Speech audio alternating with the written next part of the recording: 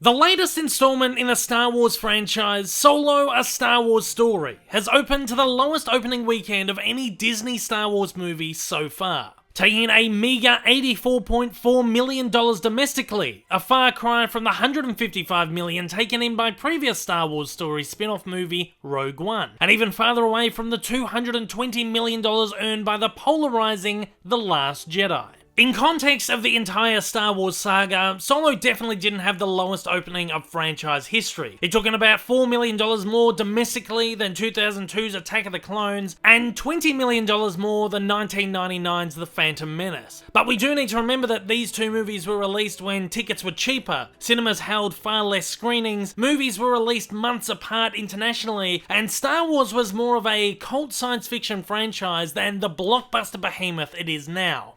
As products of their time, these two movies actually did very, very well. No matter which way you beat around the bush, it's very clear that Solo, falling $46 million short of its $130 million projected domestic taking, completely and utterly failed at the box office. Does this mean that Solo has failed as a movie? No, not necessarily. Does it mean that Solo is a bad movie? No, definitely not. Does this spell a victory for the Disney Star Wars haters? Well, also, no. I'm sure you're well aware of the numerous reasons a movie of this caliber can fail so spectacularly at the box office by now. There have been plenty of articles and videos published about this over the last week. I will go over some of the more liable reasons in this video, but there's one proposed reason for the movie's failure that I want to delve into more so than the rest. And that is the notion that a boycott of the movie and the greater Disney Star Wars franchise completely hijacked and derailed Solo from being successful. If you listen or have come across any of the Disney Star Wars haters on YouTube, or as they call themselves, truth channels, you may have heard of the said Solo/Disney Star Wars boycott. If you, however, don't pay much attention to this incredibly vocal minority of people getting their panties in a twist over a piece of cinematic fiction, let's quickly delve into it. The release of Star Wars: The Last Jedi saw an incredibly polarizing response from Star Wars fans, splitting the fandom into a group of those who loved it and an incredibly vocal group of those who flat out hated it. While those who legitimately enjoyed the movie tried to move along with their life, content with another great, groundbreaking Star Wars chapter, those who hated it made it incredibly difficult for their voices to be heard. They tiraded against the movie and its supposed gender politics, labeling the series SJW Wars. They abused content creators and fellow fans who just wanted to share a positive opinion on the movie, and in a movement that echoed the treatment of George Lucas a decade earlier, they abused the filmmakers and cast of the movie. Rian Johnson, the movie's director, or as the haters would like to call him, Ruin Johnson. Well done, guys, that is very creative. He copped much scorn and even death threats. Kathleen Kennedy, the president of Lucasfilm, was labelled a man-hater and maligned for her supposed overly feminist agenda for the franchise. By the way, guys, you do realise that The Force is Female is an advertising campaign for Nike to help women feel liberated in sport. It is not a socio-political movement by Kennedy or Lucasfilm to push the franchise towards a female audience. You know, it's not like Kennedy just went, you know what's a good idea? Let's make up some t-shirts to tell everyone that the Force is female and rile up the fans. No, I'm betting someone at Lucasfilm just thought, hey, this is a bit of a coincidence, let's wear these to an event, tongue-in-cheek, and do it while supporting a good cause. But lo and behold, another fan overreaction without any research. So, the Force is female. Get over it.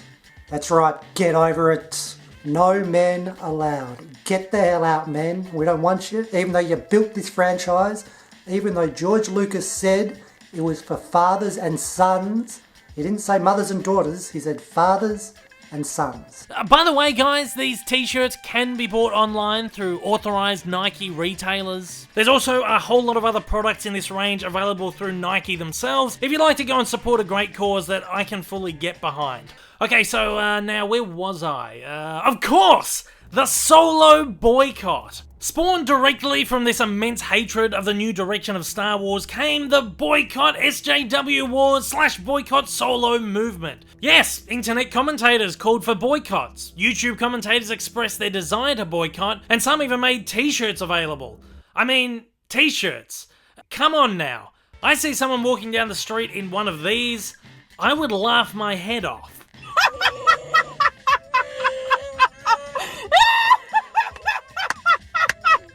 When the opening weekend numbers for Solo were revealed, like the ragtag group of rebels that they are, the Star Wars hater crowd was quick to claim this as a victory, with many proclaiming their boycott to be the sole reason behind the movie's miserable demise at the box office, completely ignoring all other reasonable explanations. Sounds pretty drastic, doesn't it? But look, I'm not going to be a hypocrite and flat out deny that this boycott was the sole reason. Before I do, I'll give this my time of day and actually look into this one, do a little bit of research. For the sake of argument, let's do a little math and find out just how many people would have been required to boycott Solo to make it the sole reason behind its failure. To do this properly, we need to look at this movie on a global scale and weigh it up against the global takings of the movies which preceded it.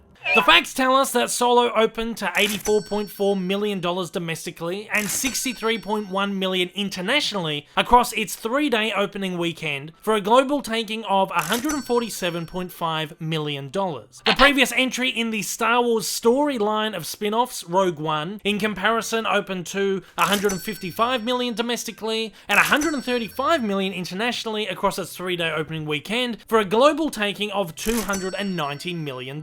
So let's take these earnings and convert them into ticket numbers. Using the average price of $9 a ticket to see a movie at the cinemas over the last few years, we can estimate that Solo sold 16.4 million tickets, while Rogue One sold close to double that at 32.2 million tickets, a discrepancy of close to 16 million tickets. And not that it's all that fair, considering Solo was never going to do the same business as one of the main saga movies, we'll compare it with The Last Jedi just to keep everyone happy. The figures for The Last Jedi show us a $220 million domestic opening and a $230.8 million international opening for a grand total of $450.8 million globally. Again, using the $9 ticket average, we can estimate that The Last Jedi pulled in 50 million tickets on opening weekend, a discrepancy of 34 million tickets when compared to Solo. So, looking at these figures, for this boycott to have been the sole reason behind the failure of Solo, a Star Wars story, we are looking at a movement of between 16 to 34 million people flat out boycotting the movie. I mean, yes, I'll agree, there's a decent number of those boycotting, but 16 to 34 million of them? I find this very, very hard to believe. Looking around YouTube, I am hard pressed to find a boycott video that has more than a couple of 100,000 views, let alone millions or even 1 million. So where on earth did all these people come from? 16 to 34 million people just came out of thin air to boycott this movie without showing support across all the online rallies. I'm just gonna stop right here and call it Solo boycott did not kill Solo alone. Let's be generous and maybe say 500,000 to 1 million boycotted the movie at most. There's a loss of only $4.5 to $9 million.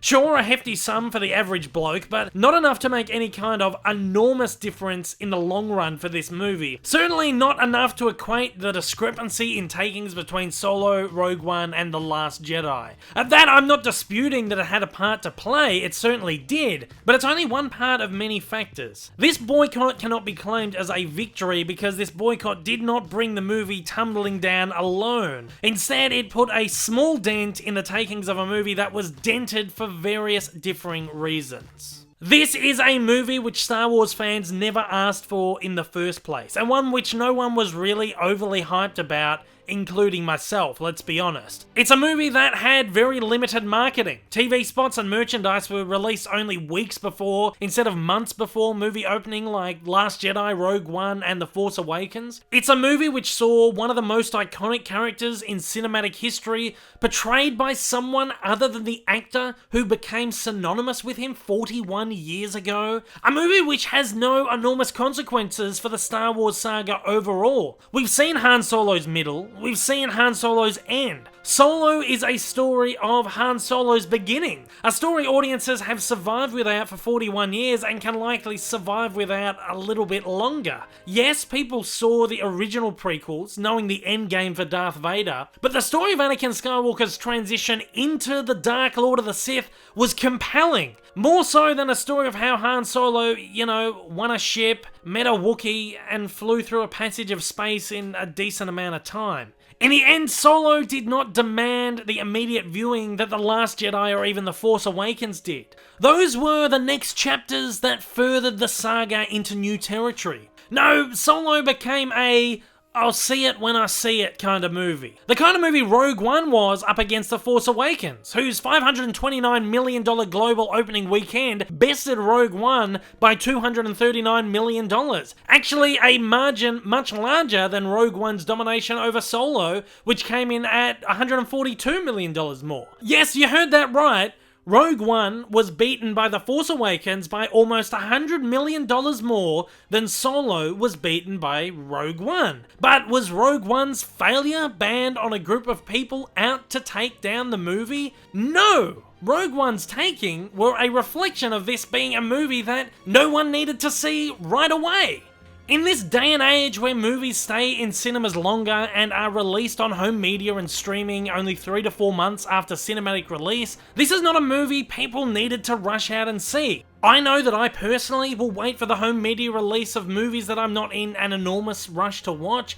I'll probably even wait for Solo to hit home media before I see it again. With cinema attendance down at practically the lowest point since the early 1990s, people are being more selective with which movies and how many movies they see at the cinema. Yes, Solo opened on Memorial Day long weekend, a very lucrative weekend for movies, but for a general moviegoer who really doesn't care about a Star Wars side movie, what are they going to pick to spend their money on to see? The movie whose production history was so heavily tarnished with director replacements, reshoots, and fan backlash? A movie they're being told is going to be a failure and won't be very good? Or will they choose the movie which could likely become the third most successful at the box office in history, which is still going strong 1 month into its run? Or could they choose the highly praised by fans and critics comedy superhero flick that's only been out a couple of weeks? If I was in their situation, I know which movie I wouldn't pick. I've also heard the term Star Wars fatigue bandied around recently,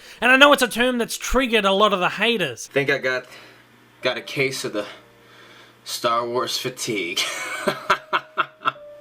I personally don't feel a fatigue from Star Wars. I'll take as many movies, TV shows, and comics as long as they remain good, and so far, in my personal opinion, they have been. But for a wider audience, well, maybe it is true. Once again, we go back to Star Wars as being a cult classic science fiction franchise, beloved by the geekiest of geeks until the mid-2000s when it picked up some mainstream traction. Now, with a new lease on life with Disney, audiences are happier to indulge in the blockbuster franchise, but are willing to take in so much of it. Sure, you might argue that Marvel has released almost 20 movies over 10 years and they're just getting bigger and better. True, but Marvel worked for their audience trust, slowly, meticulously, carefully over that length of time. Star Wars is a franchise which has split its audience only 3 years into its new screen life. It's lost a lot of trust and garnered a lot of negative backlash that, believe it or not, has influenced the trust of the general moviegoer. I've also heard people argue that Pirates of the Caribbean 5 made almost $125 million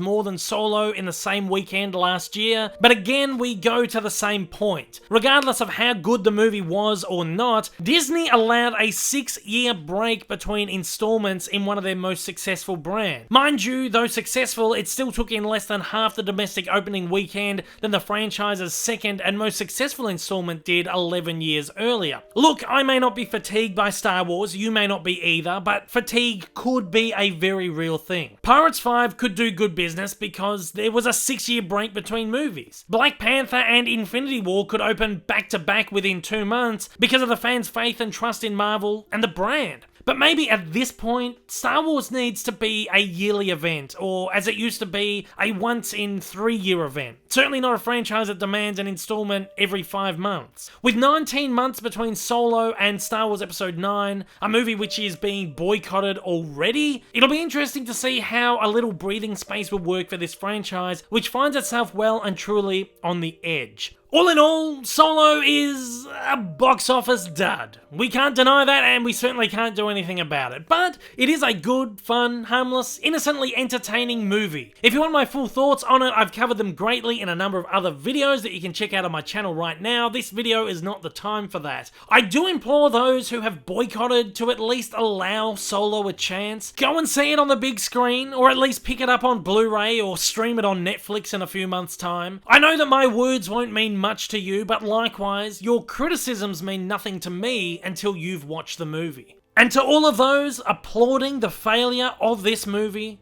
for those happy for your part in the killing of the Disney Star Wars franchise, you should be well and truly ashamed of yourselves. This is not what the fandom needs right now. Here we were a few months ago, the haters blasting me for asking fans to hold themselves accountable for the supposed death of Star Wars, and now here we are again, the same haters begging everyone else to believe that they're killing Star Wars. The hypocrisy of this fandom is deeper than ever. At that, did your boycott damage Solo? Yes, to an extent it did. Did it kill Solo? Absolutely no way. If you can show me proof that 16 to 34 million people actively avoided this movie simply because of this boycott, I'll let you have the victory. Until then though, bring on episode 9. It's gonna be awesome. Agree with what I had to say? Disagree with all of it? Fire away in the comments below. I'm bracing myself. If you're a first time viewer of my channel, you've liked this video, you'd like to see more like it in the future, then please hit that big old subscribe button up on your screen right now. If you're feeling extra generous, don't forget to hit that like button down below, and please consider supporting me over on Patreon. Thanks for your time today, guys, take it easy, and may the Force be with you always.